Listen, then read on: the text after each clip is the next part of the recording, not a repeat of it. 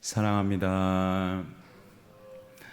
어제 받은 말씀의 본문에서 하나님께서는 하나님을 해산하게 하시는 하나님이라고 말씀하셨습니다.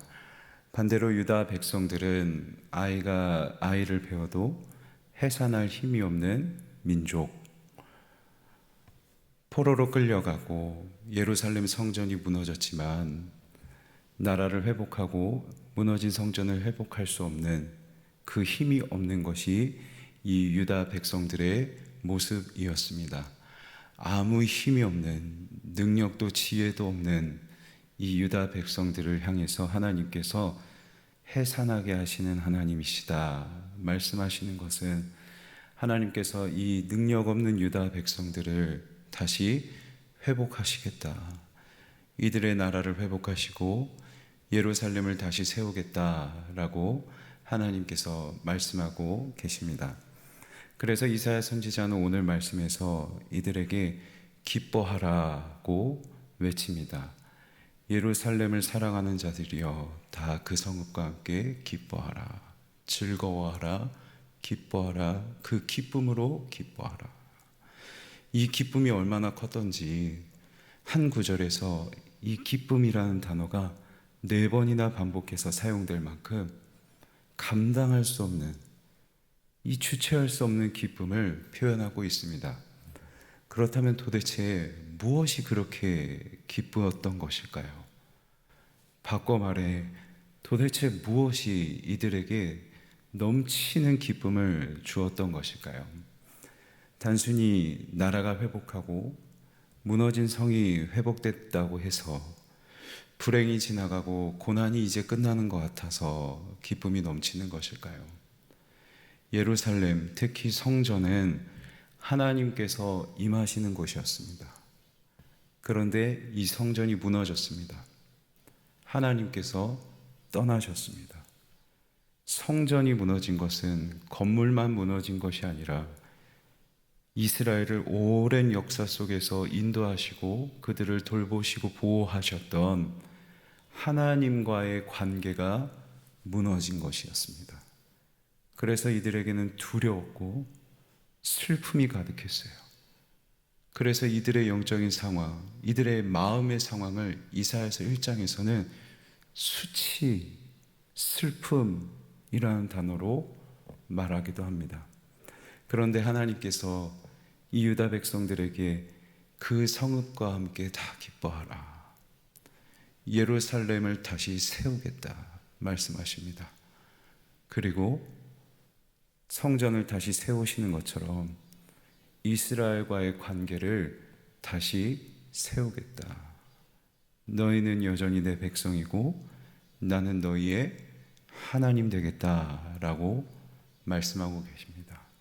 진짜 기쁨은 단지 고난이 멈추고 불행이 지나간 것에 대한 기쁨이 아니라, 하나님이 여전히 내 하나님 되시는구나, 여전히 하나님 그 보호의 울타리 안에 내가 머물러 있구나, 이것이 감당할 수 없는 기쁨으로 유다 백성들에게 다가오는 것이죠. 그렇다면 성도 여러분, 저와 여러분이 이 기쁨을 넘치도록 누리고 계십니까?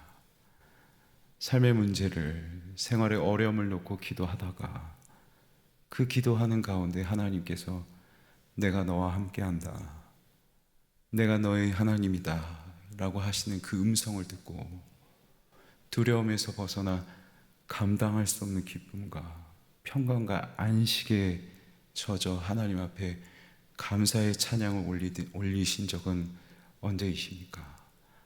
어쩌면 생활의 어려움, 삶의 문제에 갇혀서, 두려움에 갇혀서 우리는 하나님과의 관계가 어떠한지, 나는 과연 하나님으로 평강한지, 이것이 우리의 기도 제목이 아니게 되었을지도 모릅니다.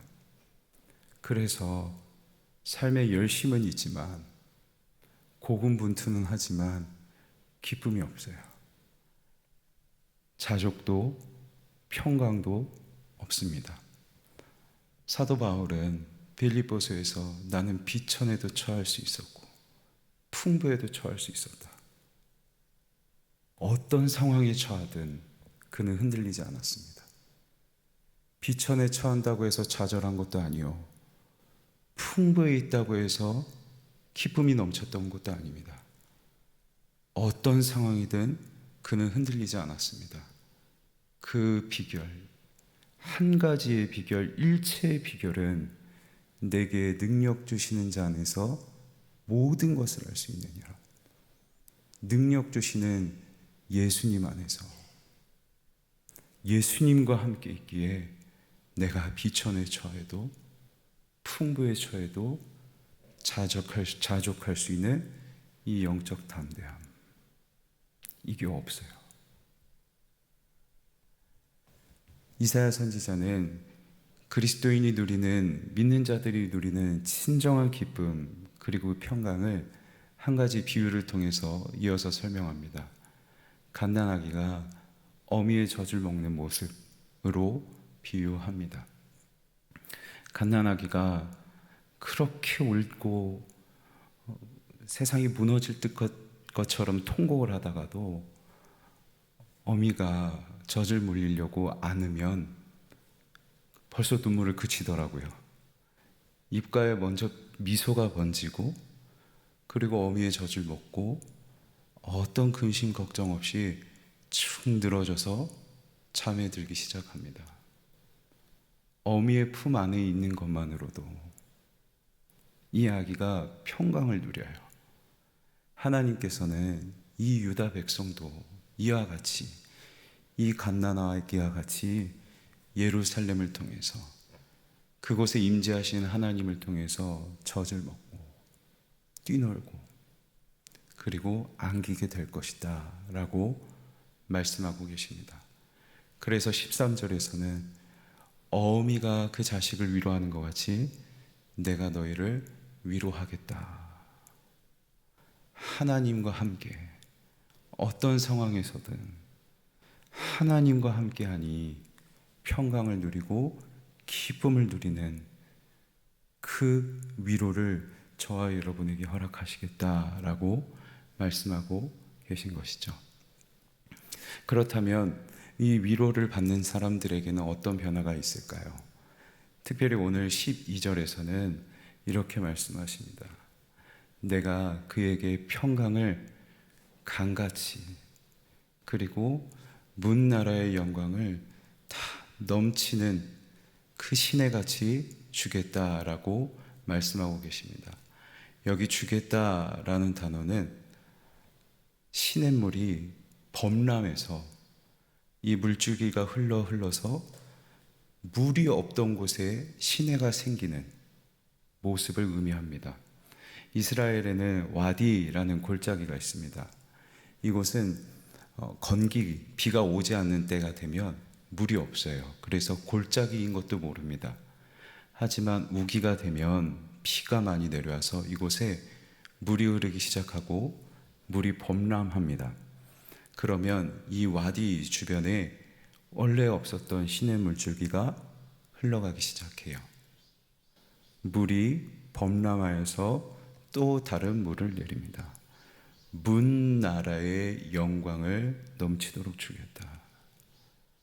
이스라엘의 평강하면 하나님께서 이 유다 백성들에게도 하나님이 주시는 그 평강과 위로를 주시고, 이들이 누리는 그 평강과 위로를 통해 문 나라, 그들을 바라보는 이방인들에게도 하나님의 위로와 평강을 주시겠다라고 말씀하고 계십니다.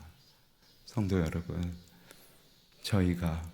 우리가 우리의 삶에서 어떤 상황에 처하든 하나님으로 기뻐하고 하나님으로 요동하지 않고 하나님으로 평강하면 그것을 보는 사람이 있습니다. 내 배우자가 볼 것이고 내 자녀들이 봅니다. 하나님이 함께 하시니 괜찮다. 요동하지 않는 그 모습을 보고 하나님을 인정합니다. 하나님의 영광을 그들도 넘치는 물처럼 새 시내가 되어서 하나님의 영광을 경험합니다. 이 은혜가 저와 여러분에게 또 우리 가정에 넘치게 되면 좋겠습니다. 하나님 말씀을 맺겠습니다. 하나님은 해산하게 하시는 하나님, 스스로 회복할 수 없었던 민족을 또 저와 여러분을 회복하시고 또 위로하시는 하나님이십니다. 갓난아이가 젖을 먹고 그 어미의 품 안에서 진짜 평강을 누리는 것처럼 저와 여러분도 하나님 안에서 평강을 누리는 기쁨을 누릴 수 있으면 좋겠습니다. 이것이 우리 믿는 자들의 능력입니다. 세상이 줄 수 없는, 세상이 알 수도 없는 이 평강, 이 능력을 누리며 이 세상 오늘 하루도 담대하게 살아가고 또 그 영광을 우리 가정에게도 흘려보내는 저와 여러분이 되길 주님의 이름으로 간절히 소망합니다.